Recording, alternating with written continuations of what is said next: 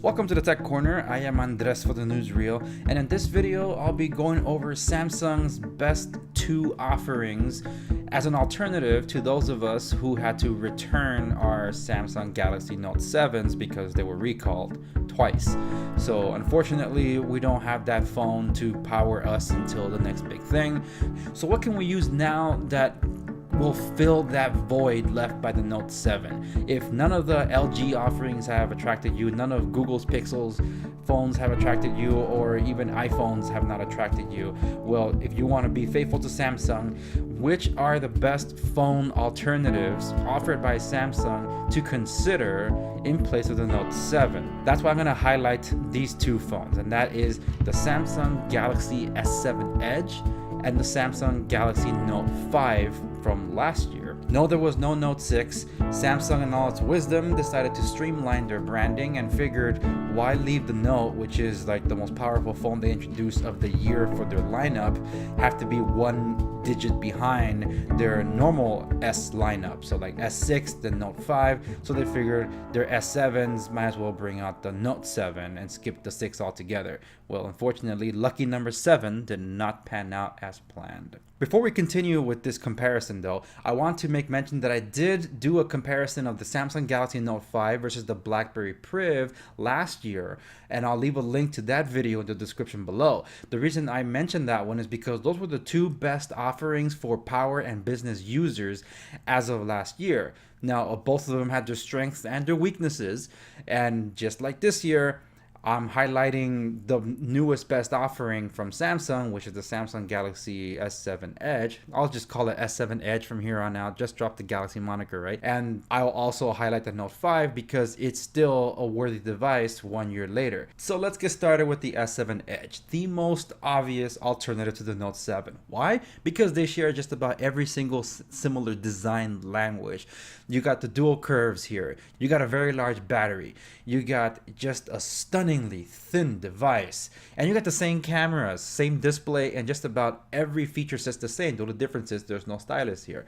So the Edge display, for some people, it's a gimmick. It's not a gimmick if you use it. In my case, I do use the Edge displays, and you can control what the Edge displays do because there are some really interesting feature sets that you can do, including with third-party support. You can get other different Edge panels. However, what I use it is for app shortcuts when I want to get to things fast, and I leave my people favorites there too, because when the phone's upside down and I get a phone call, it's the color coding for that contact starts lighting up, so I know who's calling without having to pick up the phone to look at the caller ID. Now, when it comes to the camera, it's a 12 megapixel shooter. It shoots great in low light. My only gripe with this camera is that it shoots the highest resolution natively on a 4:3 ratio. So that's like shooting more of a square picture than really a wide rectangle, as I prefer. So that's the one drawback about the camera, but it's a fantastic camera nonetheless, and one of the best, if not the best, on the market today. And one really cool feature of the Edge that the S lineup for Samsung has this year is the water resistance. So of course, for a premium phone, this feature is just a bonus because you get that peace of mind that this expensive device will not be damaged on you when you drop it in the sink when you're washing your hands, or it falls in the toilet for some reason, because you never know what could happen. The only downside is because this is a glass on metal device, it's going to be a fingerprint magnet, so you are going to need some kind of lens cleanser for this thing.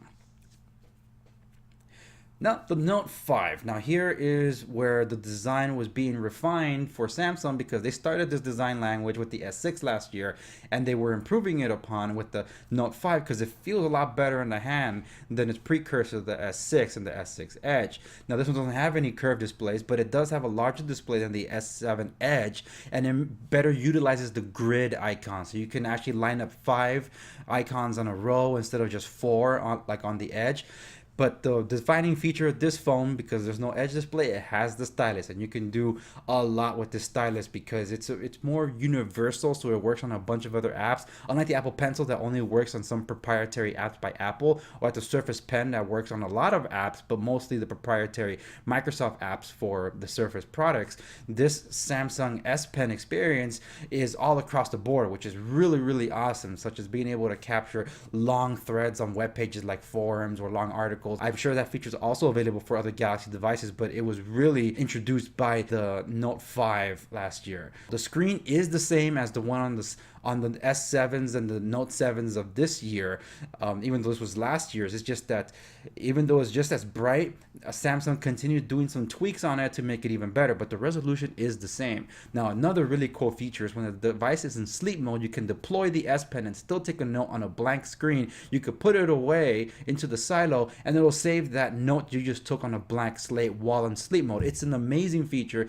and you can also optimize and select a lot of other S Pen abilities such as air command, being able to control what kind of shortcuts appear with that air command. The air command is that floating bubble that pops up for your device as soon as you deploy the S Pen, and you can control what you want to see and how you want to see it on the air command. And there's other features that are available, that were available on the Note 7, that made their way and are making their way to the Note 5 as well. So the experience would almost be similar. Now, what I love best about this device, and I prefer the 16 megapixel camera on the Note 5 over the S7s and the Note 7s of this year. Why? Because it shoots natively at the highest resolution in 16:9 ratio. That widescreen effect that I was talking about, this is the highest resolution you'll get, and most pictures that I take are in that resolution. So to me, it just makes more sense to take outdoor pictures with this. Now, in low light, it still performs really good, but not as great as the S7 Edge. Not because, once again, this is glass on metal device design. It's a finger and prick magnet, as everybody knows, so you are going to need a lens cleanser to keep this thing looking beautiful. So there's a lot of similarities to both devices. Here are the spec informations and the comparison to both. Even though the Note 5 is 1 year older, it can still keep up to paces with today's devices. So which of these two devices are better? If Edge displays are not for you and you absolutely need a stylus, it's a no-brainer. Go with the Note 5.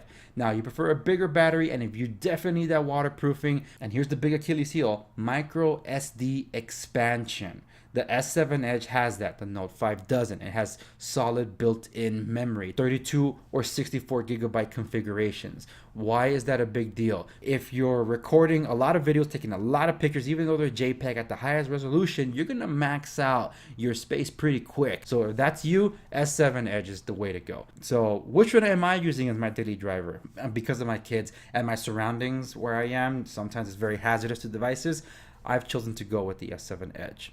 But I always keep my Note 5 handy. Thank you very much for watching this video. I have more videos in the works, but I have to take a hiatus, so I'll return sometime November. I'm expecting mid-November to come back with more videos as I continue my series on the work smarter, not harder. And I'm also going to introduce another video series tailored specifically to those of my colleagues in the real estate industry. So those are going to be realtor specific applications that I'm going to be covering and educating realtors on, because a lot of people have been asking me about certain applications, and I'm really going to address that to them. Bear in mind that some of these videos coming up might not be so much for you, but hey, you might learn a thing or two, especially if you're considering getting into real estate here in the United States. Subscribe to stay in the know. Good stuff's coming, and I'm looking forward to sharing these videos with you guys. And thank you from the bottom of my heart for continuing to watch my videos and the encouragement and feedback that you guys give me to make things better. Season 1 was very experimental. Season 2, I was hitting stride. Season 3 is a lot more focused, and I'm looking forward to expanding this season and moving on to Season 4 of device reviews that I'll pick up sometime March or April. So it's been a really fun adventure. Once again, thank you very much. This is Andres for the Newsreel, signing out.